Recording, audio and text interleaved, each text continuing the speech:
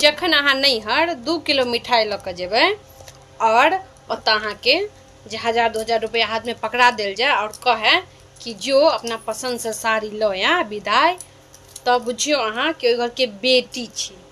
और जखन अहाँ 2 किलो लड्डू लऽ कऽ नैहर जेबै और अहाँ के घर में राखल कोनो साड़ी विदाई में दऽ देल जाए तऽ अहाँ समझू कि ओइ घर के ननद बनि गेल छी।